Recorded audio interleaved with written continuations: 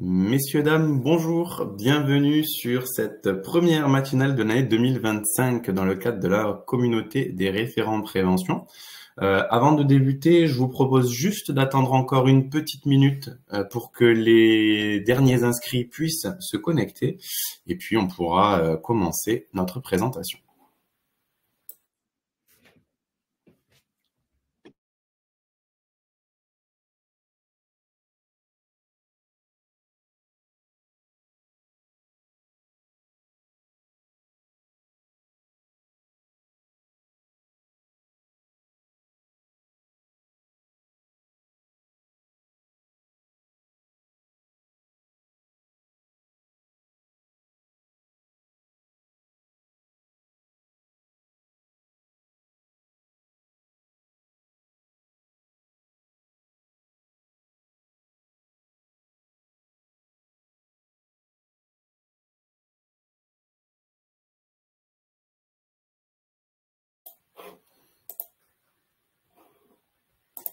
Allez, je vois que de plus en plus de monde se sont connectés.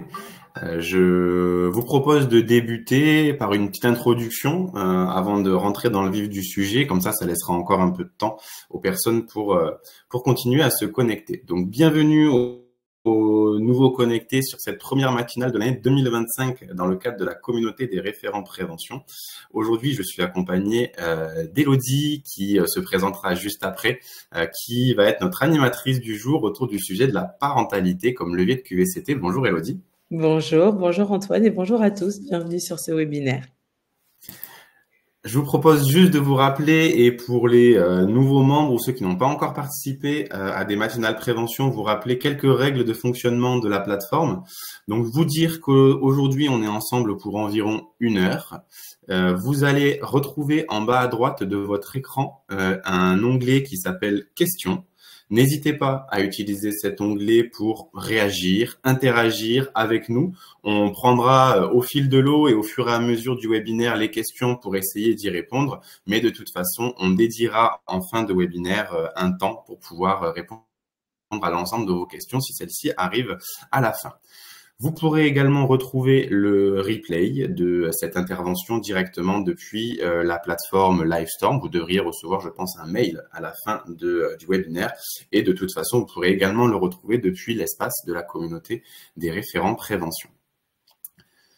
Alors très rapidement, vous recontextualisez un petit peu la communauté des référents prévention puisque c'est dans ce cadre-là que l'on propose notre cycle de matinale. Aujourd'hui, nous sommes réunis, on va dire, entre membres de la communauté puisque cette communauté s'adresse principalement aux salariés qui œuvrent au sein des entreprises adhérentes à Aesio Mutuel pour des missions en lien avec la santé au travail, l'évaluation des risques professionnels, la limitation à l'exposition aux risques professionnels.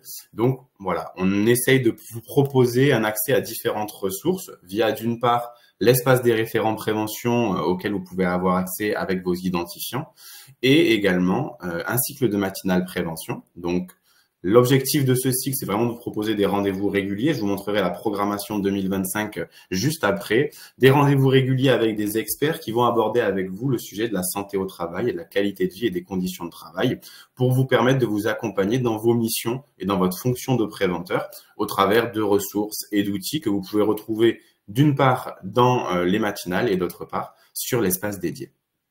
Alors cette année, notre cycle de matinale est assez fourni puisque aujourd'hui on parle de parentalité comme levier de QVCT, mais on va aborder différents thèmes autour de cette année. On va aborder le sujet de la mobilité, notamment du risque routier. On va aborder le sujet des obligations légales en matière de santé au travail. On va aborder le sujet de la santé mentale, de la sécurité au travail. Et puis, on va essayer d'aborder également le sujet du retour vers l'emploi. Donc, voilà, vous voyez une programmation qui est assez fournie. Vous pouvez d'ailleurs commencer d'ores et déjà à vous y inscrire via l'espace des référents prévention, puisque on a mis à jour l'agenda de notre espace pour que vous puissiez avoir accès à l'ensemble des webinaires. Donc, n'hésitez pas à vous y inscrire. Je vais maintenant laisser la parole à Elodie. N'hésitez vraiment pas à poser l'ensemble de vos questions. On se fera vraiment un plaisir de pouvoir essayer d'y répondre et d'apporter l'ensemble des précisions nécessaires pour la bonne compréhension de ce sujet. Donc, la parentalité en entreprise comme levier du QVCT. Elodie, je vous laisse la parole. Merci Antoine, merci pour cette introduction. Mais écoutez, moi je suis très heureuse d'être avec vous ce matin parce que ce sujet, c'est un sujet qui me parle énormément. Donc je me présente, je suis Elodie Molossa. J'ai été directrice de crèche en collectivité territoriale pendant plus de 14 ans et représentante du personnel pour les conditions de travail. Donc, les sujets QVCT, je connais bien. Et j'ai été souvent à l'origine de projets qu'il fallait mener, d'actions qu'il fallait poser pour pouvoir améliorer le quotidien des salariés en entreprise. Et c'est pourquoi on est là, c'est ce pourquoi aussi vous travaillez tous les jours. Donc, on va aborder ce sujet aujourd'hui. Moi, je suis sous la casquette de l'entreprise Ma Bonne Fée.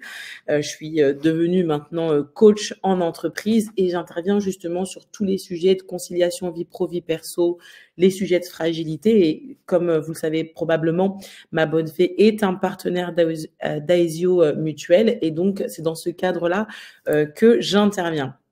Donc l'idée, c'est pas de vous juste balancer tout un tas d'informations, voilà, c'est plutôt d'avoir un échange avec vous sur ce qui est possible de faire, sur vos pratiques, sur vos questionnements, sur la manière dont vous pouvez voilà enclencher les choses au sein de vos entreprises, parce que c'est un sujet important, c'est un sujet d'actualité et on va le voir notamment parce que il y a ce sujet des enjeux. Ok, on a une enquête qui date de 2022 qui est du baromètre de la conciliation vie pro vie perso qui est bien connue. C'est une enquête de 2022, donc c'est encore quand même récent, où on voit qu'en France, pour 9 salariés sur 10, l'équilibre des temps de vie est important. 72% des employés par an estiment ne pas avoir suffisamment de temps pour bien gérer leur vie quotidienne. Alors, peut-être que vous aussi, vous êtes parents et que ce chiffre vous parle, vous vous sentez concerné. Pour 95% des employés, un meilleur équilibre des temps de vie contribuerait à améliorer la qualité de vie et la santé au travail. Donc, on voit que c'est quand même un sujet sur lequel les gens réfléchissent, ils se posent la question. On a l'impression que tout va un petit peu vite et on a besoin de prendre plus de temps pour sa famille, pour ses enfants. Donc, favoriser l'engagement, ça va être hyper important. Favoriser la performance et l'engagement des collaborateurs et le plaisir de travailler. Mais comment on fait pour favoriser cet engagement ? Comment on fait pour qu'il y ait un collaborateur qui soit content de venir le matin?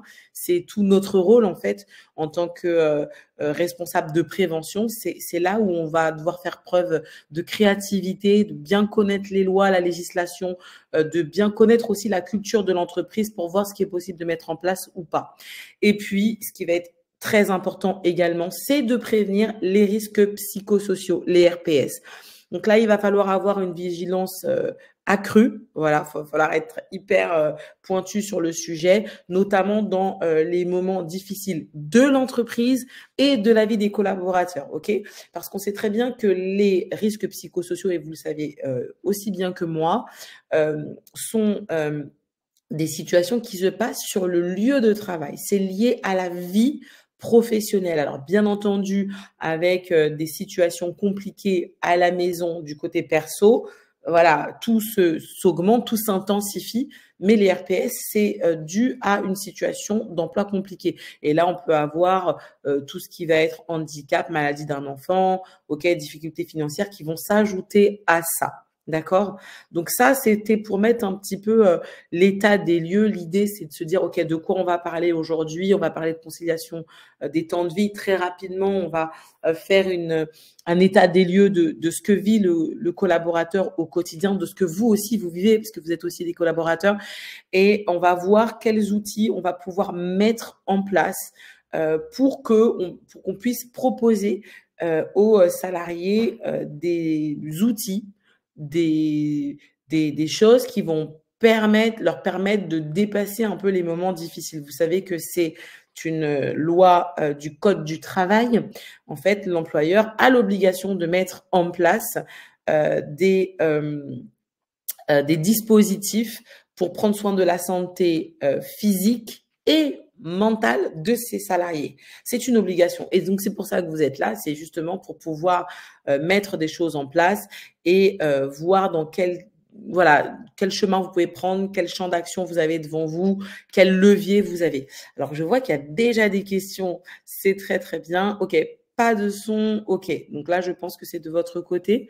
Est-ce que vous pouvez me mettre dans le chat si tout le monde m'entend bien? Est-ce que vous pouvez me mettre un petit message? Normalement, ça doit être bon.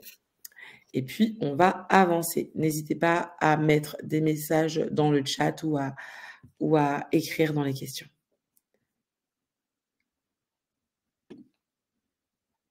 Conciliation des temps de vie, qu'est-ce que c'est? Bon, ça, vous le savez, mais on va quand même faire une passe dessus parce que c'est important. On repose les fondements, comme je vous ai dit, on repose les bases.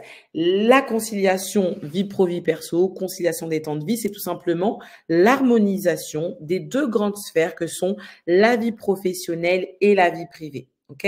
Quand ces sphères sont déséquilibrées, l'une ou l'autre ou les deux, eh ben, elles peuvent devenir source de fatigue psychologique, physique. Elles peuvent générer des conflits au sein de la famille, dans les relations professionnelles. On peut se sentir pas trop bien, donc plus à l'aise, plus tranquille, plus serein pour aller au travail. Ok, donc c'est important de trouver un équilibre entre les deux. C'est un sujet de société, vous le savez. Aujourd'hui, on est dans une ère où tout va très très vite et où on a l'impression d'avoir le temps de rien alors qu'on a plein de choses qui sont mises en place, notamment avec le digital pour gagner du temps. Vous pouvez vous faire livrer vos courses, livrer vos trucs voilà, sur Amazon au dernier moment, etc. C'est pour faire gagner du temps.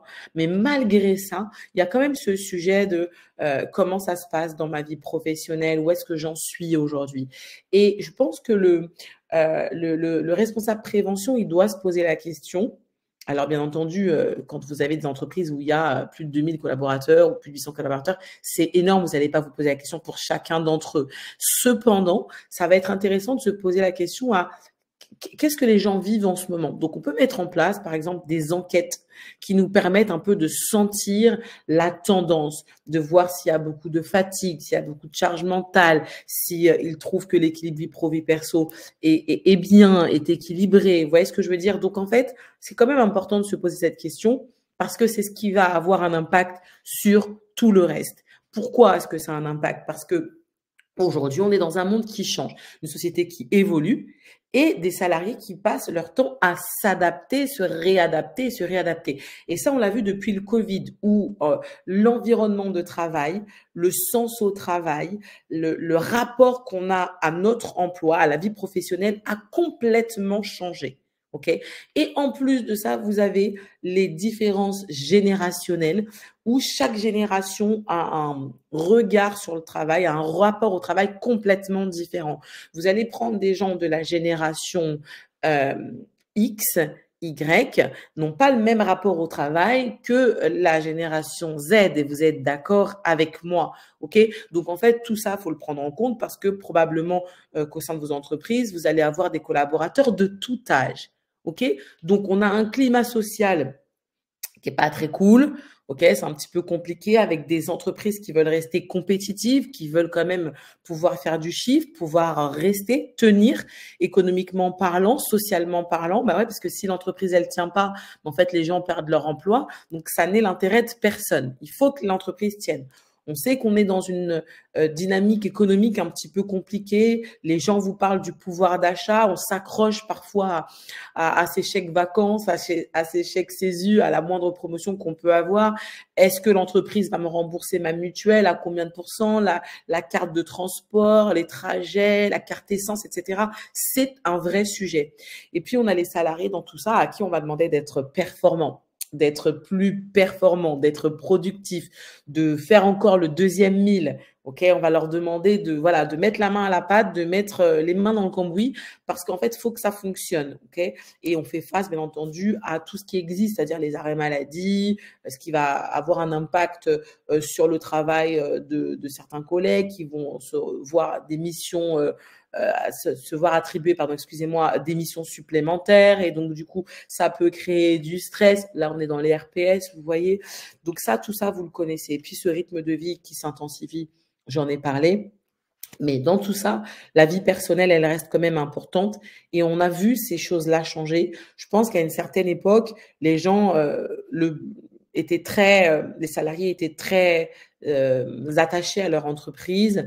Voilà, c'était ce qui ramenait du pain sur la table et on rentrait dans son entreprise et on y restait. Et puis quand les enfants étaient malades, on se débrouillait pour pouvoir venir travailler. Aujourd'hui, ça a un peu changé. Le salarié vous dit, alors moi, je veux bien donner, mais c'est donnant-donnant avec l'entreprise parce que moi, j'ai une famille, moi, j'ai un mari, moi, j'ai des enfants, moi, j'ai une femme et donc ça compte.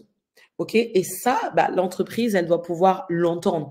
Et c'est vous qui avez finalement ce rôle de préventeur qui allez passer ces messages d'un côté comme de l'autre. C'est-à-dire que l'entreprise, elle a aussi besoin d'atteindre ses objectifs.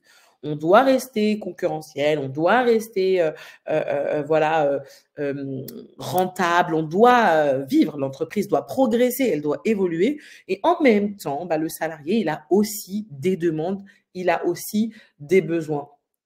Et c'est là donc on rentre sans transition dans ce qui va concerner le quotidien familial. Tout ça, vous le savez déjà.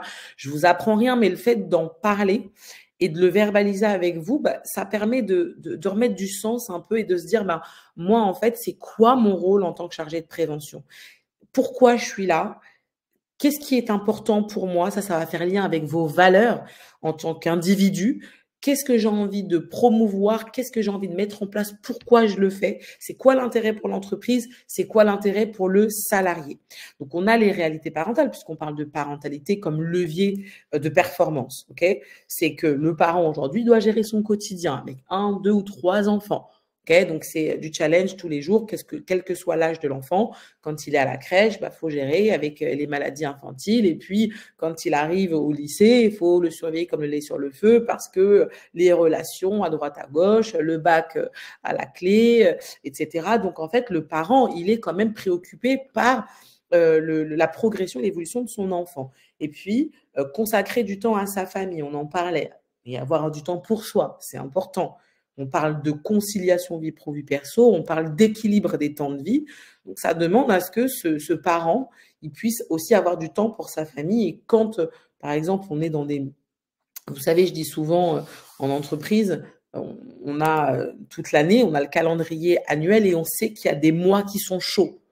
Dans les mois chauds, le salarié, il sait qu'il doit donner. Par exemple, moi, en tant que coach d'entreprise, le mois de janvier, le mois de juin, il y a des mois comme ça, le septembre, où je travaille énormément, où je mets en place énormément de choses parce que ce sont les périodes d'hyperactivité, je dirais. Donc, dans toutes les entreprises, il y en a. Donc, on sait que le salarié, à un moment donné, dans l'année, il va avoir ce temps hyper challengeant où on va devoir peut-être rentrer à la maison et continuer à travailler un petit peu le soir. Il va avoir parfois des journées à rallonge, mais de l'autre côté, il y a cette famille de laquelle il faut s'occuper et prendre soin parce que émotionnellement, mentalement, c'est aussi important que le salarié puisse se déconnecter et passer du temps avec sa famille. Quand il sait que sa période un peu chaude, elle va durer 6 semaines, il est prêt pour 6 semaines. Souvent, dans les entreprises, c'est pas verbalisé. Ça, c'est une clé que je peux vous donner. C'est-à-dire, on sait que des fois, il y a des périodes chaudes, mais le salarié, il voit pas le bout. Il sait pas jusqu'à quand ça va être un peu tendu. Jusqu'à quand il va être à flux tendu. Et ça génère du stress parce qu'en fait, on est en train de donner sans savoir à quel moment on va pouvoir s'arrêter. Que si on dit au salarié, écoute, là, ça va être compliqué pendant 5 semaines, 8 semaines, on va vous demander de faire des efforts supplémentaires. Il va y avoir peut-être des réunions imprévues, il va y avoir du temps de travail supplémentaire, mais après ça, ça sera bon. Bah, le collaborateur, il est prêt. Il est prêt parce qu'il a le temps d'anticiper, il a le temps de se dire, OK, voilà, il va se passer quelque chose. Il peut aussi prévenir les membres de sa famille, sa femme, ses enfants, en disant, bon, bah là, pendant 2 mois, ça va être compliqué. On peut le verbaliser. Et quand on peut le verbaliser, on peut mieux s'y préparer. Donc là, voilà, je le disais, vie professionnelle intense et stress. On fait attention à tout ça parce que forcément, toutes ces choses peuvent générer du stress quand vous n'avez pas le temps de voir vos enfants. À un moment donné, vous culpabilisez. Il y a toujours plus de travail. Voilà, vous visez peut-être une promotion. Donc, en fait, voilà, vous voulez donner un petit peu. Donc, tout ça, ça peut générer du stress. Et associé à ça, je vous le disais, il y a la part la vie pro et puis il y a la part de la vie personnelle. Ben, il y a la conciliation sur la conciliation des temps de vie, on va avoir toutes les situations de fragilité. Et c'est souvent sur ces points-là que chez Mère Bonnefée, on intervient, peut-être certains vous le savez déjà, où on va pouvoir accompagner le collaborateur qui passe par un moment difficile, où il va avoir besoin d'un psy ou d'un coach pour préparer son évaluation annuelle. Ok, c'est là qu'on va intervenir. Il va y avoir quoi comme situation? Ben, les danses, vous savez que c'est un vrai sujet. Et d'ailleurs, je lisais une étude en fin d'année dernière qui disait qu'il y a un salarié sur deux qui ne sait pas qu'il est aidant. Ça veut dire qu'aujourd'hui, quand tu prends soin de tes parents qui sont en perte d'autonomie, qui sont vieillissants, que tu accompagnes aux rendez-vous médicaux ou alors que tu aides dans le digital, parce que vous connaissez ce sujet de la fracture numérique, avec une génération qui n'arrive pas à utiliser l'ordinateur, la tablette, le smartphone, alors qu'aujourd'hui, tout est digitalisé. Ben, en fait, quand le salarié, il doit aller voir ses parents pour reparamétrer la tablette, pour faire les inscriptions, recevoir les mails, etc., c'est de l'aidance. C'est de l'aidance. Donc là, on va avoir cette situation qui va fragiliser parce que le collaborateur, il n'a pas sa concentration totale sur le travail qu'il doit faire. Il est là et il est en train de penser à autre chose. D'ailleurs, vous qui êtes connectés, pendant que je parle, peut-être que vous êtes en train de dire « Ah oui, c'est vrai, il faut que j'appelle mes parents parce que je ne sais plus s'ils sont partis voir le kiné ou pas. » Ou vous êtes en train de vous dire « Ah, il faut que je m'assure que mon ado est bien allé en cours parce que la dernière fois, le cours a été séché. » Donc, en fait, vous voyez que vous pouvez être préoccupé par des situations personnelles qui vont avoir un impact sur votre vie professionnelle. Vous avez également les événements douloureux. On sait que dans la vie d'une personne, on va forcément, à un moment donné, cette personne va forcément traverser une de ces situations, un décès d'un proche, un accident, une séparation, un divorce, une situation de handicap, de santé mentale, événement douloureux. Et puis, la monoparentalité, c'est aussi un sujet en entreprise qu'on aborde pas beaucoup, malheureusement, alors qu'une personne seule, un salarié qui est seul, père ou mère, qui élève ses enfants ou qui est en garde alternée, ne va pas avoir la même manière de gérer sa vie professionnelle que celui qui est deux. Parce que quand tu as une réunion imprévue, ou qui tarde, qui dure, elle doit se terminer à 16h et à 17h30, vous êtes encore là, en fait, lui, il est tout seul pour aller chercher son enfant. Donc, en fait, il faut s'organiser et tout ça, ça génère du stress, un déséquilibre, justement, de la conciliation des temps de vie. Et c'est important aussi d'aider, en fait, cette typologie de famille. Et puis également, toutes les difficultés liées à l'éducation, on en parle énormément. Moi, je fais beaucoup de webinaires sur ce sujet. Les enfants qui sont porteurs de handicap, visibles ou invisibles.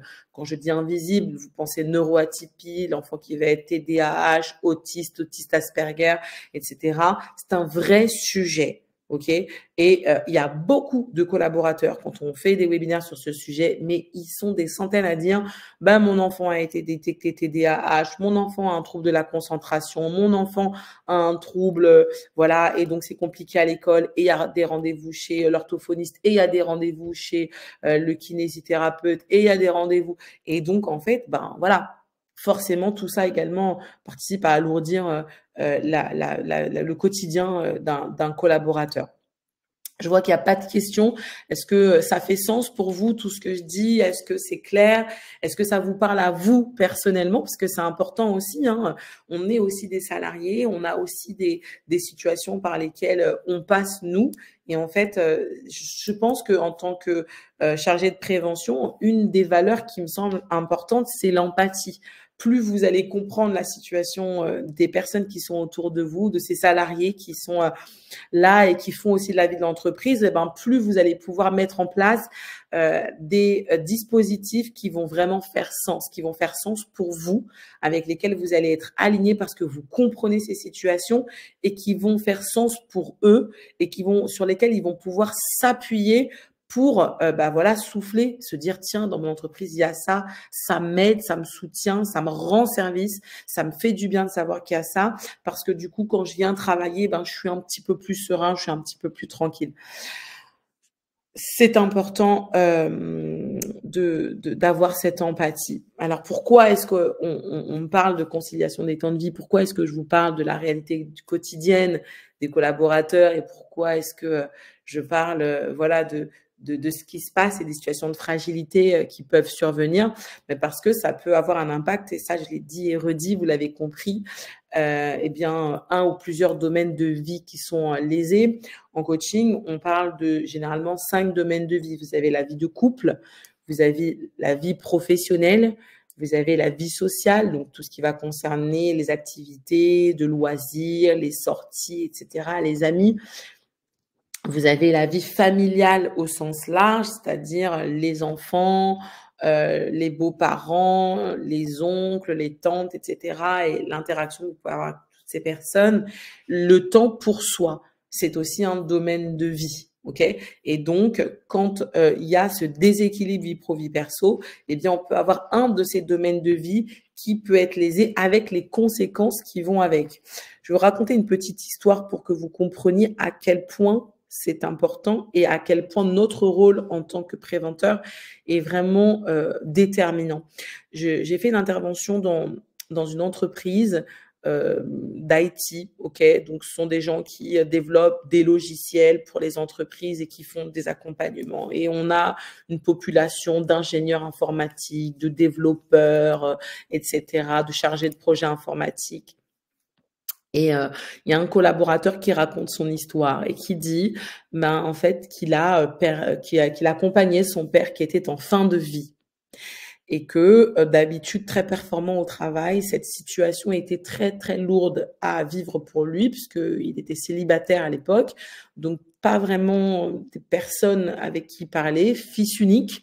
Donc pour lui, c'est un moment très très difficile. Et il vient au travail tous les jours, il essaye de faire le job et après sa journée de travail, il va rendre visite à son père pour ses derniers moments de vie. Et il fait ça pendant plusieurs semaines. Et à un moment donné, il y a une grosse perte de performance. Il est un peu, voilà, vous voyez ce que je veux dire? Il oublie des choses, il est tête en l'air, il est moins concentré, il explose les deadlines sur les choses qu'il doit livrer. Et tous ses collègues voient qu'il y a quelque chose qui ne va pas, mais vous voyez, dans la culture d'entreprise, parfois dans les entreprises, on n'est pas très cool. On commence à dire, ah ben le collègue, là, ça fait 2 fois qu'on lui demande, il n'a pas rendu le truc, là, on va se retrouver en retard, là. Et donc, il voit cette ambiance de travail qui commence un peu à se ternir, mais il n'arrive pas à dire qu'il passe par une situation difficile. Pourquoi? Pourquoi? Eh bien, parce que dans la culture française, on a eu tendance à dire, et pendant de nombreuses années, que tes problèmes, quand tu arrives, tu les accroches au porte-manteau. Donc lui, il a accroché son sujet au porte-manteau et il a essayé de faire face. Et son N+1, qui donc du coup était un manager avec des nouvelles techniques de management, donc avec un peu de coaching, se dit, il y a quand même quelque chose, je vais prendre le temps de parler avec lui avant de, vous voyez, l'assassiner, là, en disant, tu fais plus le job. Et il discute et et donc il lui dit, écoute, je suis en train de perdre mon père. Et là, c'est plus qu'une question de jours, je suis au bout de ma vie, je suis seule, j'ai personne à qui en parler. Là, le manager lui dit, mais est-ce que tu sais qu'il existe des jours de congé pour ce type de situation dans l'entreprise et que c'est OK que tu les prennes, tu dois être auprès de ton papa, etc. Et ce collaborateur, donc du coup, a pris ces jours et le lendemain, en fait, de cette discussion avec son manager, où son manager l'a libéré finalement pour l'accompagner finalement dans ce moment de fragilité avec quelque chose qui avait été mis en place dans son entreprise, eh bien, le papa est décédé le lendemain, qui était un jour de semaine où ce collaborateur allait faire comme tous les jours, il serait venu travailler. Et c'est là où vous pouvez vous rendre compte de l'importance de la transmission d'informations. Et vous le savez, parfois vous placardez dans les salles de pause, dans les couloirs, les informations pour dire ce qui se passe dans l'entreprise, les dispositifs mis en place, vous envoyez des mails, vous envoyez des newsletters. Les gens ne lisent pas. Les gens ne lisent pas toujours. Et ce collaborateur, il ne savait pas que ça existait. Et c'est vrai, parce que la plupart des gens que je rencontre, notamment dans des sujets comme celui-ci, en fait, vous disent: «Ah ben non, je savais pas que ça existait dans mon entreprise. Je savais pas, d'ailleurs, si je vous pose la question, est-ce que vous savez, tout ce que la mutuelle, votre mutuelle, à quoi elle vous donne droit?» Peut-être que vous savez pas, peut-être que vous savez, que vous avez 6 heures, par exemple, d'accompagnement psy qui sont, remboursées avec des psychologues partenaires. Mais en fait, si on va pas chercher l'information, et ben, forcément, on ne l'a pas. Et c'est là où on va avoir un impact sur la vie, perso et qui va avoir un impact sur la vie professionnelle. Vous voyez, cette histoire, elle illustre parfaitement un collaborateur qui passe par un moment de fragilité, qui n'en parle pas, qui ne sait pas que dans son entreprise, il y a des dispositifs qui sont mis en place pour ce type de situation. On a la chance d'avoir un manager qui est plutôt bienveillant et qui se dit ça lui ressemble pas, qui va pas juste dire ah bah il a pas été productif, il fait plus le job, qu'est-ce qui se passe? Il s'est dit ça lui ressemble pas et c'est probablement un travail qui a été fait par un chargé de prévention qui a bien formé les managers, qui s'est assuré que le message serait passé et donc il a identifié la situation de fragilité et il a pu agir en conséquence. Ok? Donc quand on a cette mauvaise conciliation vie pro vie perso, ben on a le quotidien qui est désorganisé, donc la vie qui est déséquilibrée. On peut culpabiliser, j'en ai parlé tout à l'heure, quand on passe moins de temps avec ses enfants, on peut culpabiliser, ou quand on a un poste à responsabilité, quand on fait partie du COMEX, du CODIR, et qu'en ce moment on a un ado qui fait n'importe quoi et que toutes les 2 secondes on a le lycée qui appelle, et ben forcément hein, on est moins dans le boulot et on culpabilise d'être moins présent, de pas tenir les manettes de l'entreprise, ok. Et cette culpabilité va engendrer une mauvaise énergie qui va bloquer le processus de changement. Ça veut dire que vous devez rééquilibrer. Vous êtes tellement mal, vous culpabilisez tellement que vous n'allez pas reprendre un bon rythme. Augmentation des RPS, santé mentale fragilisée, fatigue psychologique, sensation de mal-être. Je passe rapidement là-dessus. Baisse de performance et d'engagement. On en a parlé avec cet exemple. Conséquences sur la performance au travail. Et puis, relations personnelles et professionnelles altérées. OK ? Une petite parenthèse sur la charge mentale parce que ça me semble quand même important d'en parler. Vous savez tous ce qu'est la charge mentale. C'est l'ensemble des tâches implicites et invisibles qui nous permettent de gérer notre quotidien. Ok ? Donc, c'est tout ce à quoi je pense. Je dois faire réparer la voiture. Ça fait longtemps qu'on n'a pas fait, je sais pas, la vidange, la machine à laver. Mon enfant a perdu son équipement de boxe. Ah oui, c'est vrai, il faut qu'on paye la cantine, il faut qu'on déclare les impôts. Là, quand vous êtes comme ça dans la journée, ce sont des pensées en fait incessantes, ok, implicites et invisibles, liées aux tâches qu'on doit faire au quotidien à la maison, ok. Et ça crée une surcharge émotionnelle. Et donc, dans ces moments-là, quand cette charge mentale, elle ne s'arrête pas, elle perdure dans le temps, ok, elle va générer des symptômes qui sont liés au stress. Donc, il faut rester vigilant à son niveau de stress et savoir repérer chez soi ses propres signaux d'alerte, tant au travail qu'à la maison. Et on va en parler. Qu'est-ce qui se passe quand on est surchargé? Qu'est-ce qui se passe? Eh bien, on a un sentiment d'être tout le temps débordé. Vous avez l'impression d'être tout le temps débordé. Le collaborateur, vous le voyez, il est toujours hyper speed. Vous avez l'impression que tout est lourd pour lui. On le voit dans son comportement. On arrive à observer qu'il est tout le temps dépassé. Okay ? Donc, parfois, c'est lié à une personnalité un peu anxieuse, un peu stressée, mais parfois, c'est aussi la charge mentale. Stress, irritation, saut d'humeur, crise de larmes, attaque de panique. Là, c'est quand on est arrivé vraiment au haut niveau de la charge mentale. C'est même plus de la charge mentale. On commence à avoir ou à développer des symptômes dépressifs. C'est là qu'on va parler du burn-out. Donc, quelqu'un qui va rester en situation de charge mentale sur une longue durée à cause de ce qui se passe à la maison, les enfants, le quotidien, parfois des situations au travail, etc., peut en arriver là. Ok, et ce sont des situations qui arrivent. Dépenses importantes d'énergie psychique, forcément, parce qu'en fait, vous êtes déjà très fatigué et donc ça vous demande encore plus d'énergie et de concentration, d'efforts de concentration, de vous concentrer sur votre travail, de performer, de ne rien oublier, ok. dans ces moments-là, justement, quand on a cette charge mentale, justement parce que on est dans un niveau émotionnel très élevé, eh bien, on a notre partie du cerveau néocortex qui est moins efficace. Le néocortex, c'est la partie du cerveau qui pense, qui réfléchit, qui analyse, et c'est aussi le siège de la mémoire. Quand vous avez un collaborateur qui ne se souvient plus de rien, à chaque fois, il vous dit « Ah, excuse-moi, j'ai oublié. Ah oui, j'ai oublié. » Souvent, il y a du stress, la charge mentale qui est là depuis un bon moment, ok?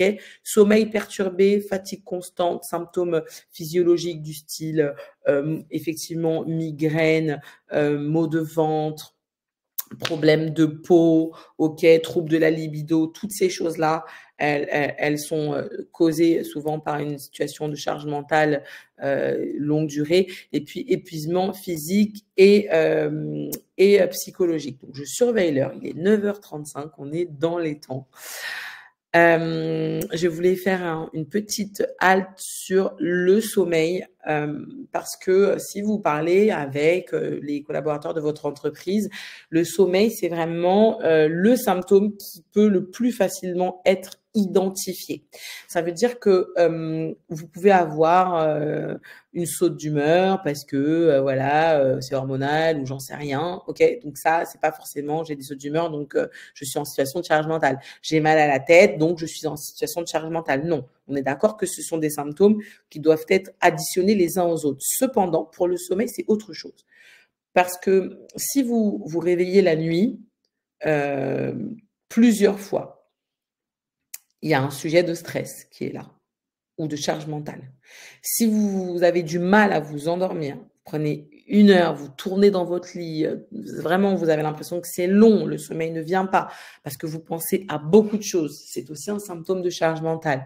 Si vous vous endormez, vous écroulez de fatigue, mais que vous vous réveillez à 2 heures ou 4 heures du matin, qu'après vous n'arrivez plus à vous rendormir, c'est qu'il y a un sujet de charge mentale. Et si vous dormez toute la nuit, vous avez fait vos 5, 6, 7 heures de sommeil en fonction voilà, des individus et des besoins, bien entendu, mais que quand vous vous réveillez, vous avez l'impression d'avoir dormi 1 heure, c'est qu'il y a un sujet. Et ça, vous voyez, c'est pas la raclette partie que vous avez fait la veille. Si vous vous réveillez plusieurs nuits d'affilée, 4 fois, 3 fois, même 2 fois, ou toutes les nuits, vous vous réveillez, vous avez du mal à vous endormir, ou le matin, vous vous réveillez, vous êtes épuisé, c'est qu'il y a un sujet de fatigue et de charge mentale. Et donc ça, c'est vraiment un outil qui peut être très intéressant à utiliser au quotidien quand vous parlez avec les gens, quand vous échangez avec les salariés, parce qu'en fait, ça révèle tout de suite s'il y a un sujet ou pas. Le sommeil est le premier, je dirais, voilà, le premier élément à être perturbé et facilement repérable. Le mal de tête, vous n'allez pas le repérer. La libido qui baisse, vous n'allez pas le savoir. Hein. Si ça vous concerne pas vous n'allez pas le savoir. Les gens vont pas vous le dire. Quand les gens pleurent ou au travail, etc., bah, vous le voyez pas forcément. Vous pouvez voir de l'irritabilité, vous pouvez voir de la nervosité, mais ça veut pas dire qu'il y a de la charge mentale. Ok. Donc en fait, il faut que tous ces symptômes soient associés, bien entendu, pour qu'on puisse en parler. Et vous le savez, vous travaillez en collaboration avec la médecine du travail, ou avec des professionnels de santé au sein de l'entreprise qui vont vous aider à pouvoir poser ces diagnostics, en tout cas pour les collaborateurs si nécessaire. Donc, de faire aussi des petits questionnaires pour jauger un peu l'état de santé des collaborateurs sur le sujet de la charge mentale. Ça peut être très intéressant. On va passer à la partie qui nous intéresse, je dirais le plus, c'est-à-dire comment on fait pour aider ses collaborateurs finalement. Quand on a mis tout ça en place, quand on a quand on a fait cet état des lieux, quand on a dit OK, il y a des parents qui passent par des moments difficiles, il y a de l'aidance, il y a du handicap, peut-être qu'il y a de la charge mentale, peut-être qu'il y a des RPS. OK, ça on en est conscient. Maintenant, qu'est-ce qu'on fait?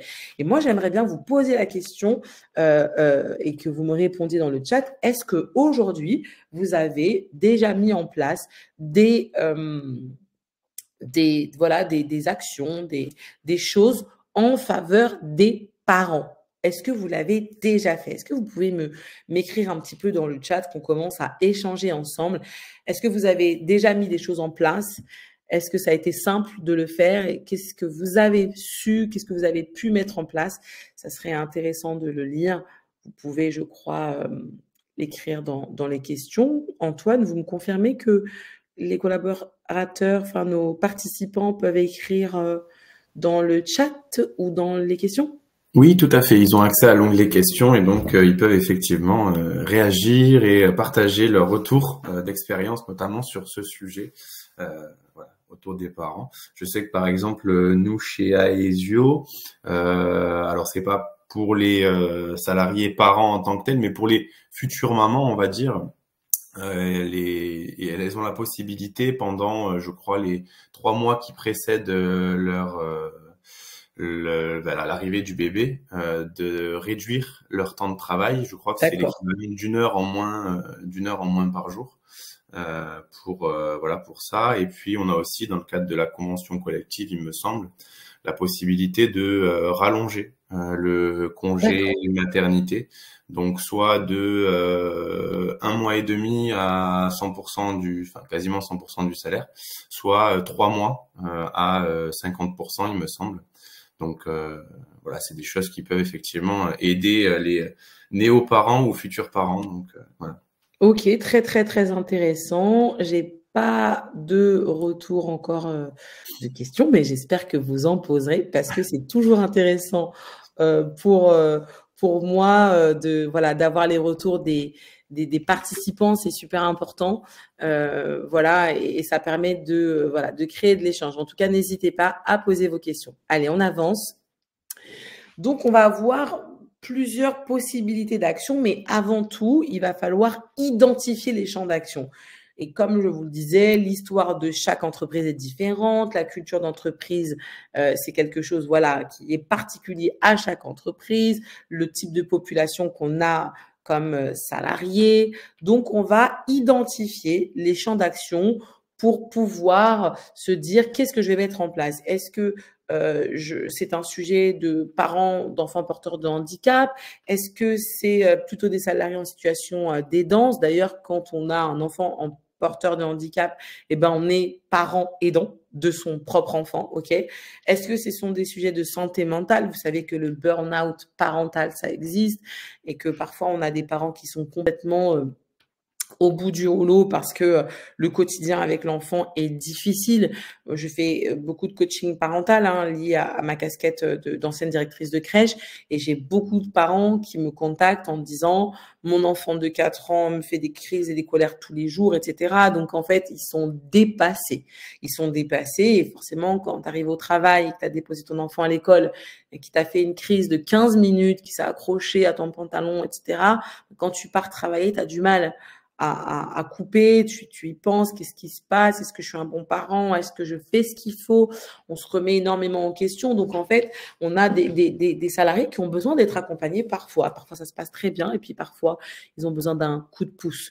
Ok, donc ça peut avoir un effet sur la santé mentale. Monoparentalité, problème d'éducation, ou est-ce que c'est des difficultés financières également? On va se poser la question, on va mener une enquête au sein de l'entreprise auprès des salariés pour voir sur quel type dans quel domaine en fait on va choisir d'intervenir. Vous n'allez pas pouvoir mener tous les sujets en même temps, vous le savez, parce que cela va dépendre du budget de l'entreprise, de ce qui vous est alloué, de votre périmètre d'action, de ce que vous pouvez faire ou pas. Il faut que ça fasse sens avec l'entreprise, il faut que ça colle avec les valeurs de l'entreprise. Donc, du coup, ça va être important de se poser les bonnes questions, d'identifier les champs d'action pour pouvoir répondre à une demande, je dirais, ou à un besoin qui est prédominant. OK ? En deuxième temps, on va avoir la législation. Donc, quand on a identifié les problématiques, on va toujours se référer à la législation en vigueur. Vous le savez, et mieux que moi, c'est votre métier. En fait, toutes les actions que vous mettez en place, elles sont liées à des lois qui sont régies par le Code du travail. Donc, on va avoir de nombreuses entreprises qui vont négocier des accords sur la parentalité avec des mesures qui existent, comme le télétravail facilité, l'aménagement des horaires pour les parents solos, les congés supplémentaires pour raisons familiales, ok? Ça existe, vous allez pouvoir vous appuyer dessus. Et puis, je reviens sur le sujet du télétravail parce qu'on m'en parle souvent, on me demande, bon, bah voilà, dans l'entreprise. Moi, les collaborateurs, ils veulent beaucoup de télétravail. Voilà, la direction, elle est pas trop chaude. On préfère que les gens viennent sur site. OK, donc il faut trouver le bon équilibre dans tout ça. Ça s'entend hein, que l'employeur, il veut que ses collaborateurs soient là. Déjà pour créer de la cohésion, pour qu'il y ait une vie dans l'entreprise, qu'il y ait des échanges voilà, humains, hein, qu'on soit en face à face et pas toujours en distanciel. Parce que parfois, la problématique du distanciel, c'est que quand les gens se connectent au visio, ils ont la caméra fermée, c'est pas très agréable, c'est difficile de manager à distance. Après, il y a forcément des profils de poste qui sont comme ça, en fait. Si vous travaillez en France pour une entreprise américaine, bah, vous êtes en télétravail tout le temps, quoi. Donc, on est d'accord que cela existe, ok? Donc, assouplissement du télétravail avec un article 1222.9 du Code du travail qui permet aux salariés par an de mieux organiser le travail à distance. Donc, en fait, là, on va dans cet article-là, on va évoquer le droit à la déconnexion. Donc, ça, c'est important.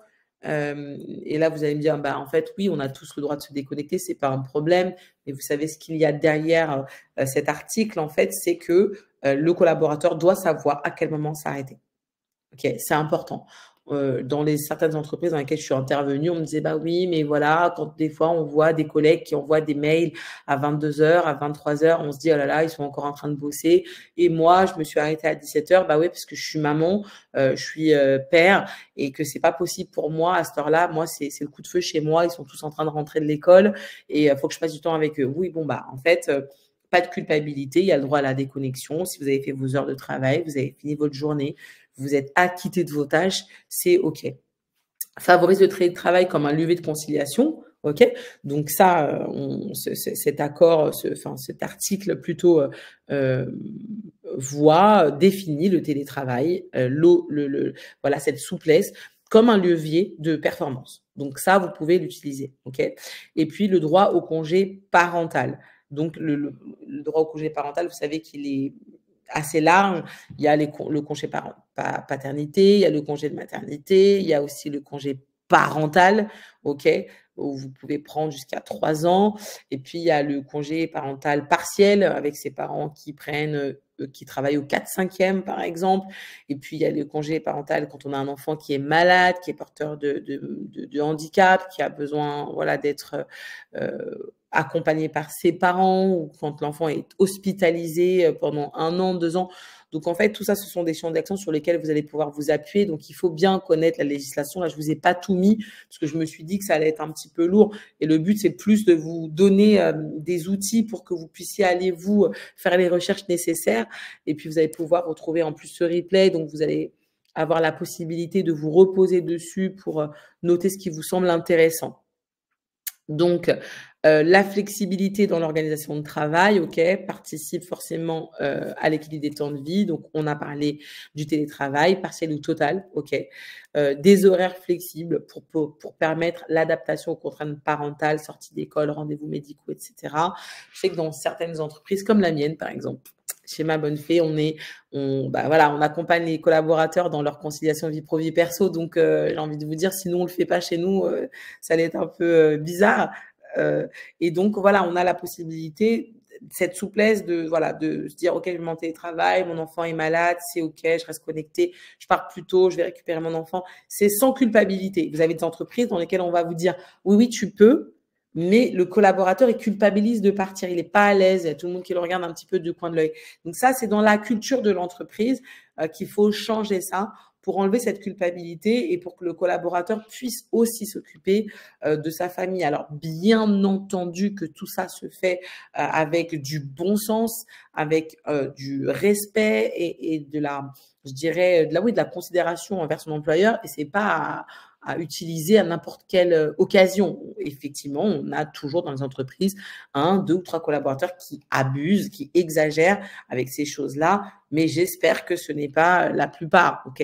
Donc, journée de congé parental d'urgence ou journée enfant malade, ça existe beaucoup dans les entreprises. Il y en a qui en ont beaucoup, il y en a qui en ont un peu moins, pour faire face aux imprévus, maladie de l'enfant, absence de mode de garde, notamment Quand on a par exemple les écoles, les crèches qui font grève, l'assistante maternelle qui est malade, qui peut pas prendre l'enfant, là, tu arrives le matin, tu as le coup de fil à 6h50. Bon, bah voilà, faut que tu puisses gérer.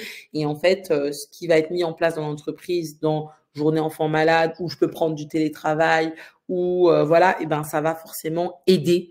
Et on va voir quel autre type d'aide concrète on peut mettre en place par rapport à ça. OK? Donc, il va y avoir, bien entendu, et c'est important de le souligner, le soutien matériel et financier avec la participation aux frais de garde. Donc là, on va avoir soit la crèche d'entreprise, ça c'est assez intéressant, où l'entreprise a soit des locaux, une crèche ou une halte garderie dans les locaux de son entreprise, ou à un autre endroit, mais ça appartient à l'entreprise. Vous avez aussi l'entreprise qui va acheter des places de crèche dans certaines crèches privées, comme Petit Chaperon Rouge, Babylou, vous connaissez tout ça, ok? Là, ça va être intéressant pour les collaborateurs également. Les chèques CESU qui vont permettre de payer l'assistante maternelle, par exemple, partenariat avec des structures locales. En fait, toutes ces choses vont aider et soutenir le parent pour justement qu'il soit tranquille en fait. Hein. Quand vous avez des chèques CESU, ben, vous ne pensez pas comment je vais faire pour payer l'assistante maternelle qui me demande 1700 €. Okay, vous avez des chèques CESU, ça vous aide. Prime parentale, dans certaines entreprises, ça existe aussi. On met en place une prime parentale à la naissance ou à certains moments de vie pour aider les familles, notamment les familles monoparentales. On peut avoir aussi des aides spécifiques pour les familles monoparentales. Aide au logement, ça existe également. C'est vrai que chez Ma Bonne Foi, on rencontre beaucoup cette situation de famille, de couples qui se séparent. Forcément, il y en a un des deux qui quitte le domicile familial et ben faut qu'il retrouve un logement derrière. Donc, quand dans une entreprise, on a le service, je dis n'importe quoi, Action Logement, vous connaissez probablement, voilà. Et donc, il y a le partenariat entre l'entreprise et Action Logement. Donc, hop, on est dans une situation d'urgence. On va pouvoir rapidement trouver un logement à notre collaborateur pour pas qu'ils se disent tous les jours en venant travailler comment je vais faire, où est-ce que je vais aller vivre, je vais pas me prendre un Airbnb, ça va être hors de prix.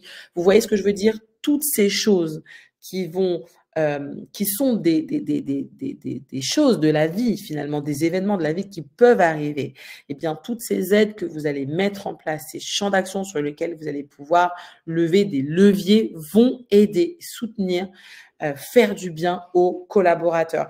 Et j'en parlais avec Antoine quand on préparait ce webinaire. Je lui disais, Antoine, il faut que les chargés de prévention et les directions comprennent que toutes ces choses qu'on met en place, elles ont un coût, c'est certain. Okay, il faut débloquer du budget, on est au clair.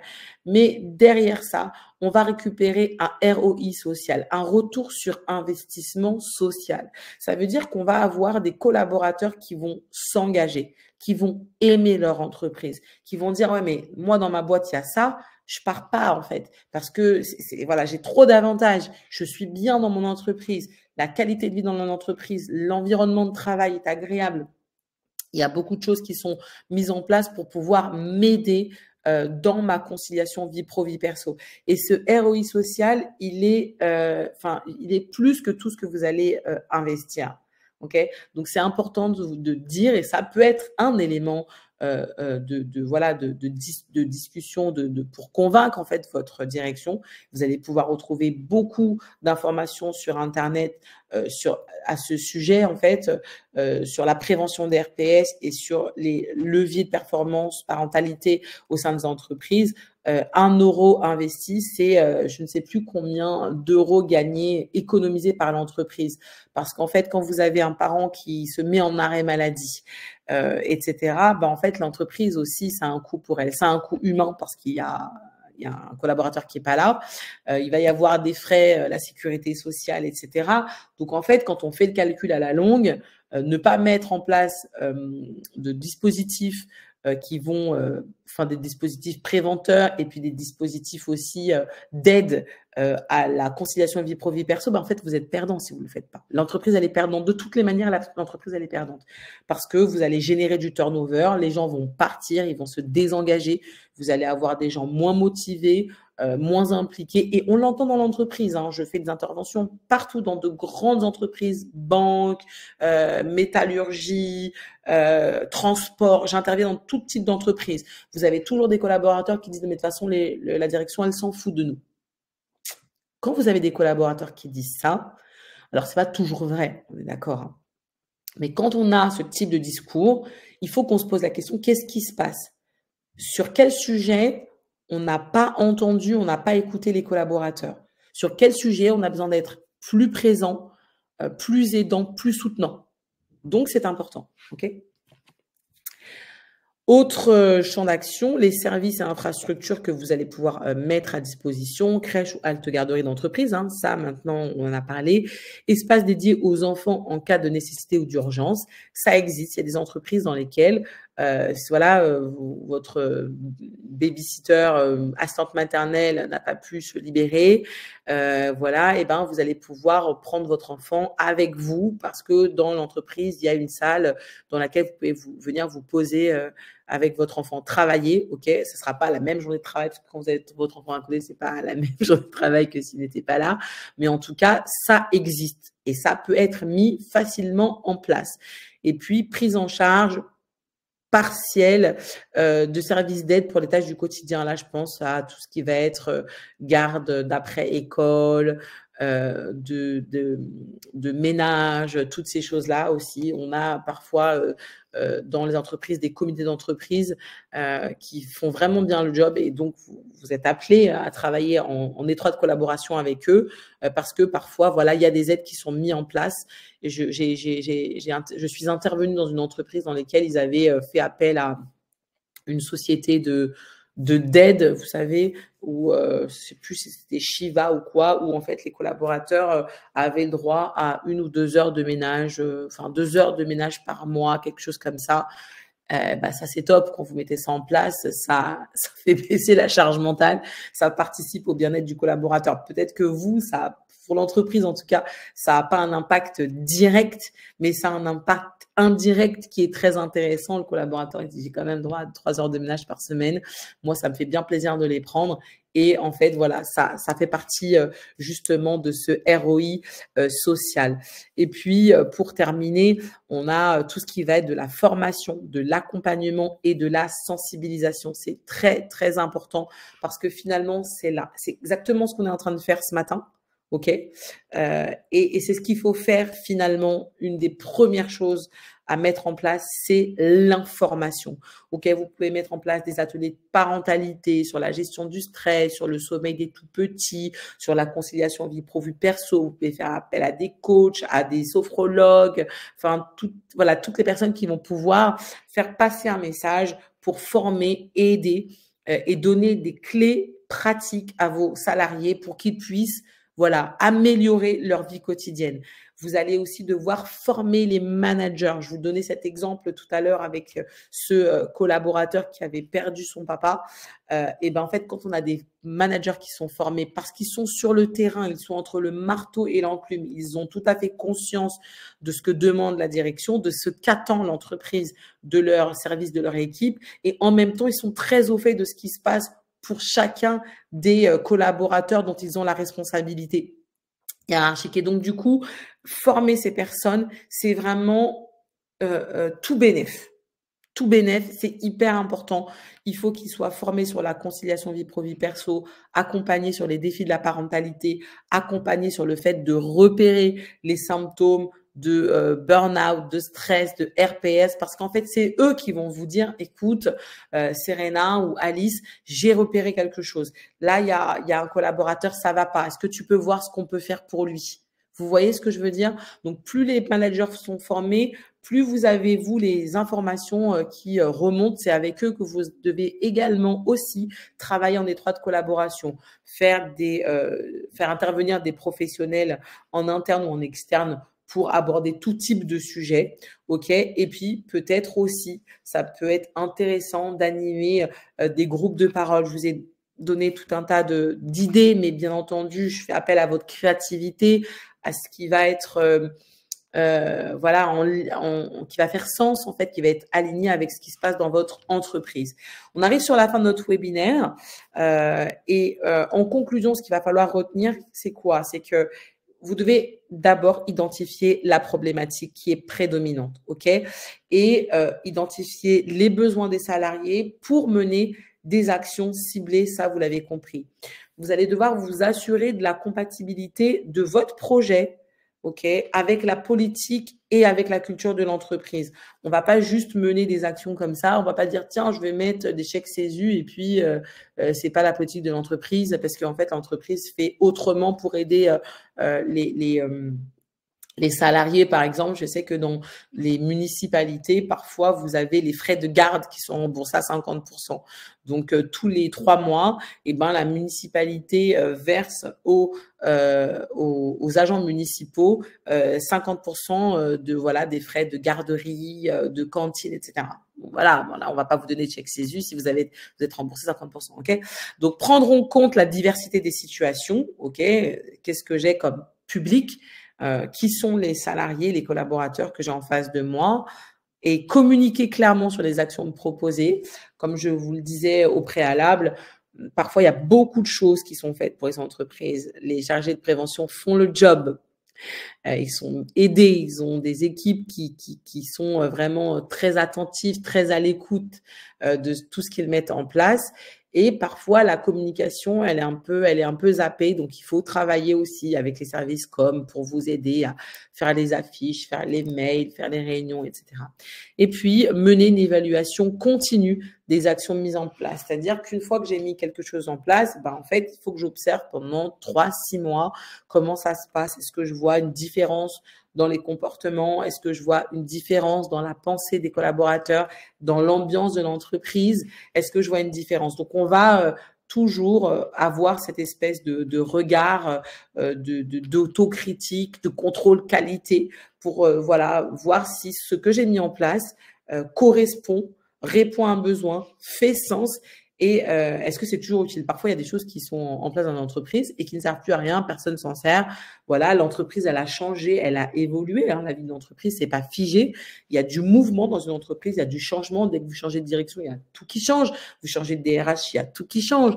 Parfois, donc, en fait, il faut s'adapter et se réadapter et donc évaluer en continu les actions mises en place va vous permettre de toujours rester de faire des actions qui visent vraiment le cœur de cible. Voilà, j'ai tout dit. J'espère que ça vous aura bien aidé, éclairé, que ça vous aura donné des idées. Antoine, je vous laisse la parole. Merci beaucoup Elodie, merci beaucoup pour cette présentation, effectivement sur un sujet qui est de plus en plus présent dans le cadre d'accords de qualité de vie et conditions de travail, dans le cadre de politiques de prévention des entreprises. Nous qui vous accompagnons au quotidien et qui accompagnons de nombreuses entreprises, on voit que ce sujet de la parentalité est un sujet qui est de plus en plus investigué par les entreprises. Donc merci en tout cas pour ces solutions et ces propositions que vous nous avez démontré pour justement faire de la parentalité un levier de QVCT. Et je continuerai en parlant de dispositifs de prévention qui sont financés par les partenaires sociaux de certaines branches. Donc, il faut savoir qu'à Aesio Mutuelle, nous faisons partie d'organismes recommandés sur certaines branches professionnelles et les partenaires sociaux de certaines d'entre elles ont souhaité financer des dispositifs d'aide à la parentalité. Donc, vous voyez, ça appuie encore une fois ce que je vous disais sur le fait que le sujet de la parentalité est de plus en plus investigué, d'une part par les entreprises, mais également par les branches professionnelles, puisque les partenaires sociaux de ces 4 branches que vous voyez, donc la métallurgie, la CCN 65, les bureaux d'études techniques et l'habillement, ont souhaité financer des dispositifs d'aide à la garde d'enfants, de soutien scolaire et de coaching parental. Donc, si vous êtes une entreprise adhérente à un contrat Aesio sur l'une de ces branches professionnelles et que vous êtes sur un contrat recommandé, vous pourriez et les salariés de l'entreprise peuvent avoir accès à ces services donc d'aide à la parentalité. N'hésitez pas à vous rapprocher de votre conseiller ou au chargé de prévention qui est référent sur votre territoire pour pouvoir en savoir plus et accéder et donner accès à ces dispositifs à l'ensemble des salariés. Je vois qu'il est déjà 10h04, qu'il n'y a pas forcément de questions. Donc, je vous propose de conclure. Je vous ai remis sur cette fin de webinaire la programmation des événements 2025. Donc, n'hésitez pas encore une fois à aller les consulter sur l'espace des référents prévention. Merci beaucoup. Merci Elodie, encore une fois, pour l'animation de ce webinaire. C'était fort intéressant et j'espère que des solutions pourront être appliquées et applicables au sein des entreprises qui ont participé à ce webinaire. Merci à tous et à bientôt pour notre prochain rendez-vous. Très bonne journée à tous.